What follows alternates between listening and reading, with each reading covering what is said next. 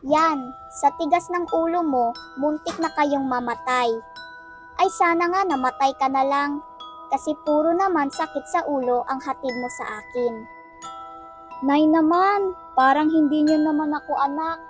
Talaga, dahil dyan sa ginawa mo ngayon, iniwan na ako na magaling mong tatay. Kaya bahala ka na rin sa buhay mo. Palaging ganyan ang tingin niyo sa akin, Nay. Sobrang sakit niyo nang magsalita. Napapagod na rin akong itindihin kayo.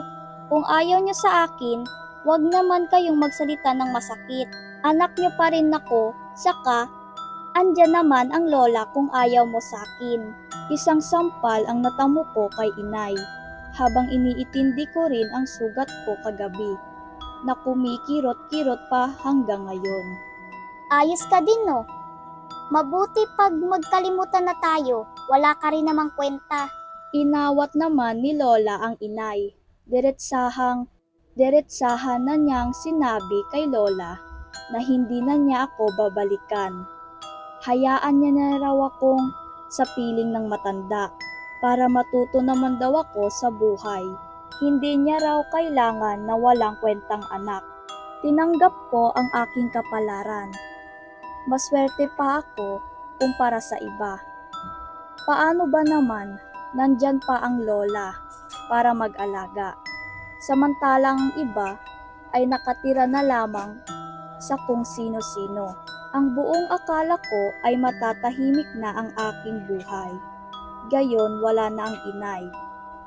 At sabi na magsasaka, paniguradong patay na ang aswang.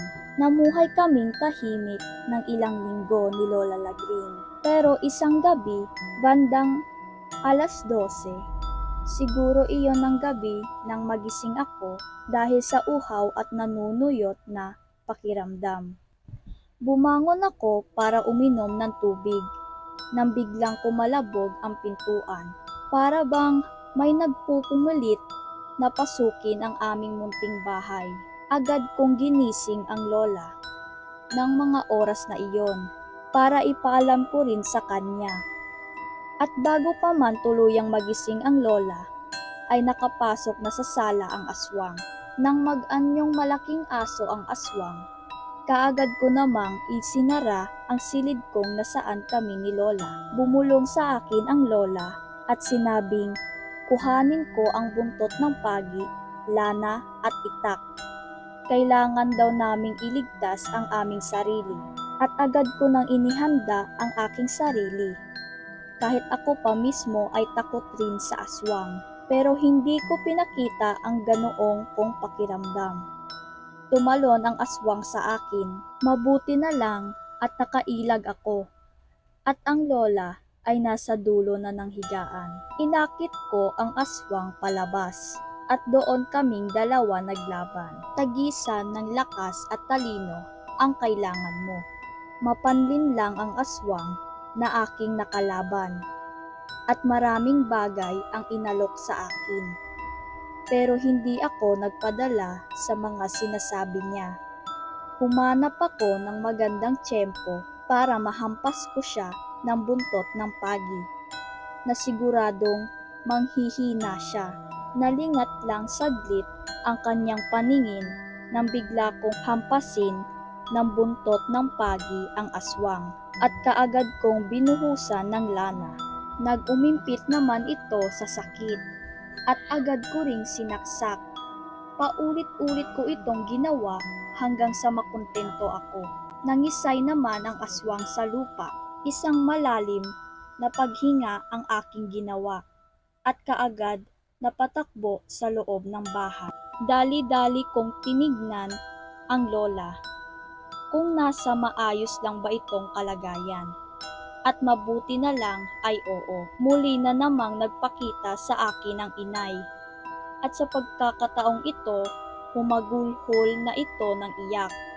Patay na raw si itay. Pero hindi man lang ako nakaramdam ng kunting awa para sa kanila. Abusado ang itay at mahilig manakit. Kaya mabuti rin ang nangyari sa kanya. Pinatay daw ang itay sa dami ng saksak sa katawan. At dito na sinabi sa akin ng inay na aswang ang itay at pinaalam nito na ito ang gumagambala sa amin. Gusto niyang mapatay ang lola dahil sa galit, sa hindi rin namang malamang rason. Hindi ako kumibo sa inay. Anya ko pa na pwede na siyang magbuhay dalaga. Pwede na niya akong kalimutan. Total, wala namang akong kwentang anak at pasakit lang sa ulo. Iginugol ko na lang ang oras ko sa pag-aalaga sa lola ko hanggang sa mawala na rin siya sa mundo. Dahil na rin sa katandaan. Tanggap ko naman at may ilang antigong gamit na ipinamana ang lola bago siya mawala. Anya niya sa akin na pagyamanin ko raw at ako na ang bahala kung ibebenta ko ito. Kaya naman, pagkatapos kong magluksa sa pagkawala niya, nagtayo ako ng negosyo gamit ang perang kinita ko sa pagbenta ng antigong alahas. Hindi na ako nakarinig ng anumang balita sa aking inay. May kaunting parte sa akin ang naaawa para sa kanya. Baon-baon ko rin ang karanasan ng pag-atake sa akin ng aswang na mas lalo pang nagpatatag sa akin.